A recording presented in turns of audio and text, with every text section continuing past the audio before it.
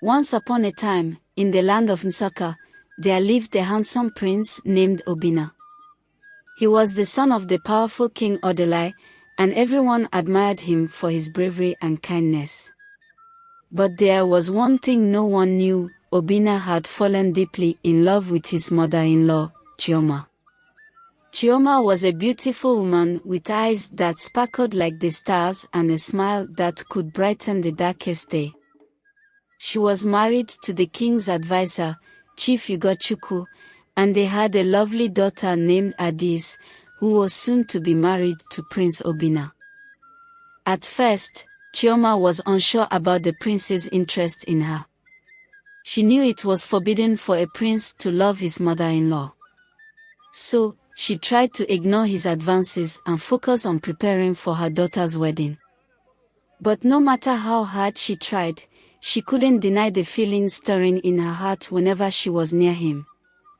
Obina, determined to win Chioma's heart, tried everything he could think of to impress her. He brought her flowers from the royal garden, wrote her love poems, and even performed daring feats to prove his love. Slowly, Chioma found herself falling for the prince's charm and kindness. But they both knew they had to keep their love a secret, especially from Adis. So, they met in hidden places, beneath the shade of the ancient baobab tree or by the tranquil waters of the river. They shared stolen moments together, laughing and talking as if they were the only two people in the world.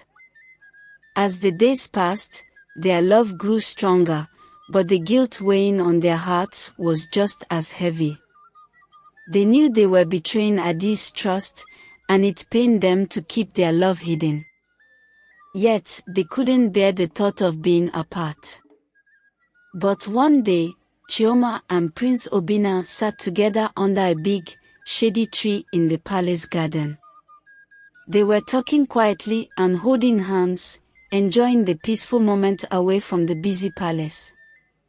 Suddenly, Adis, who was soon to marry Prince Obina, was passing through the garden.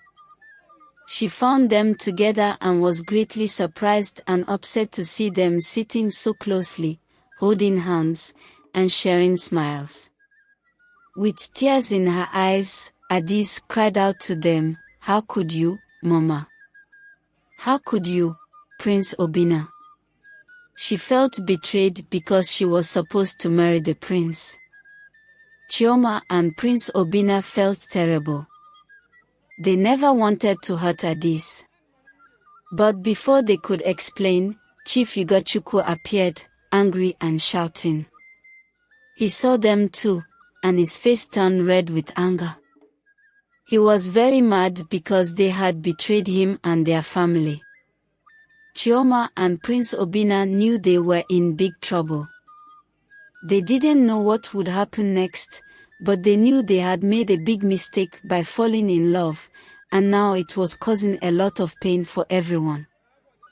In the palace room, Chief Ugochukwu's anger was like a storm.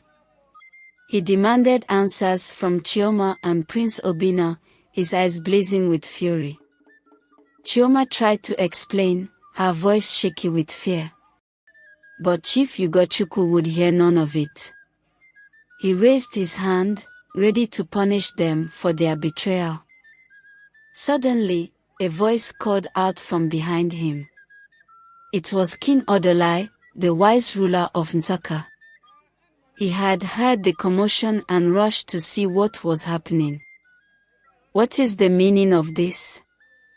King Odolai demanded. His voice was firm but calm. Chief Ugochukwu hesitated, unsure of what to say. Chioma and Prince Obina held their breath, waiting for the king's judgment. King Odolai looked at them all with a serious expression. "Before we make any decisions, let's hear what Chioma and Prince Obina have to say." Chioma stepped forward, her voice trembling as she explained their feelings for each other. She spoke of their love and their struggle to keep it hidden, fearing they would hurt Adis. Prince Obina nodded, agreeing with Chioma and expressing his sadness for hurting their family. King Odolai listened carefully, his brow furrowed in thought. After a moment of silence, he spoke. It's clear that there has been a misunderstanding and that mistakes have been made. But punishment will not solve anything. Instead, we must find a solution that brings healing to our family. Chief Ugochukwu looked surprised at the king's words, but he couldn't say anything. King Odolai turned to Chioma and Prince Obina. You both must understand the consequences of your actions. But I believe in forgiveness and second chances. From now on, let us work together to rebuild trust and unity in our family. With those words, Chioma and Prince Obina felt a weight lifted from their shoulders, knowing that they had been given a chance to make things right. Suddenly, King Odolai looked at Chioma with a serious face. Chioma, I've decided to exile you. You're not coming back until I say otherwise. Chioma's eyes widened in shock, and Prince Obina looked worried. But King Odolai continued, as for you, Prince Obina, you will stay here and focus on helping me with the kingdom's affairs. You will marry Adiz and have many children together. Chioma felt tears welling up in her eyes, but she nodded silently, knowing she had to accept the king's decision. Prince Obina squeezed her hand reassuringly, promising to wait for her return. With a heavy heart, Chioma prepared to leave, knowing that she had to face the consequences of her actions. But she also knew that she would always carry Prince Obina's love in her heart, no matter where she went. Meanwhile, Prince Obina stayed in the kingdom, working hard to help his father, King Odolai, with ruling. He did his best to prove himself worthy of both Chioma and Adiz's love. Days turned into weeks, and weeks turned into months. Chioma remained in exile, far away from home. She missed her family and Prince Obina dearly, but she held on to the hope of being reunited with them one day. Back in the kingdom, life went on. Adiz missed her mother, but she didn't want her back. She felt sad about what happened, but she didn't want to see her face. As time passed, Prince Obina's efforts to govern the kingdom gained him respect and admiration from the people. He worked tirelessly, hoping that one day he could bring Chioma back and make things right. Everything was peaceful in the kingdom of Nsukka until something bad happened. King Odolai got very sick. This made Prince Obina and his family very sad. The king was a good ruler and everyone liked him. But the sickness got worse, and the king had to stay in bed all the time. Just before he passed away, he gathered his loved ones around him in the quiet room of the palace. Prince Obina and his wife Adiz were there with the king. The king spoke softly, "My dear son Obina, I want to give you some advice. Keeping our kingdom and your family safe and happy is the most important thing. Love is strong, but sometimes you have to give up things you want for the sake of others. As a leader, you have to remember this. Always do what's right to protect your family and our kingdom, even if it's hard." Prince Obina felt very sad but also determined. He promised to do whatever it takes to keep the kingdom and his family safe, just like his father wanted. When the king passed away, everyone in the kingdom felt very sad. But Prince Obina became the new ruler, and he remembered his father's advice in his heart. Prince Obina called for Chioma to come back from being far away, and he also asked Chief Ugochukwu, his wife's father, to come to the palace. When Chioma arrived, she felt happy to see her family again, but she was also a little worried about what would happen next.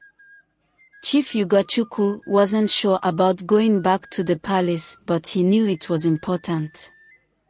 New King Obina talked to them seriously.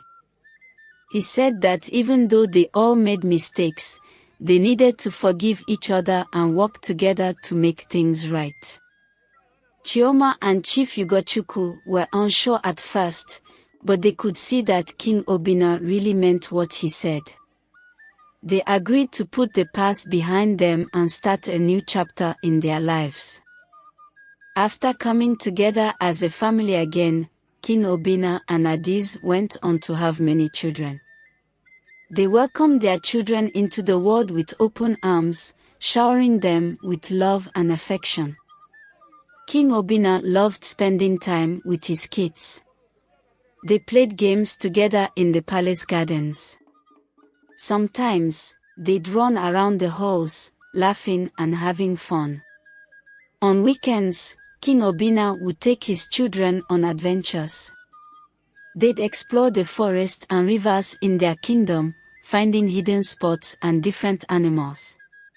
King Obina would tell them good stories, teaching them important lessons about life and being good people. As the years went by, the family became even closer. They laughed and loved each other a lot. The palace was always filled with happy sounds, and everyone felt really close. They had fixed any problems they had before, and now they were a really happy family. King Obina came to understand that his love for Chioma was a mistake. He realized that sometimes, love alone is not enough. It's important to make choices that benefit not only ourselves, but also our loved ones and our community.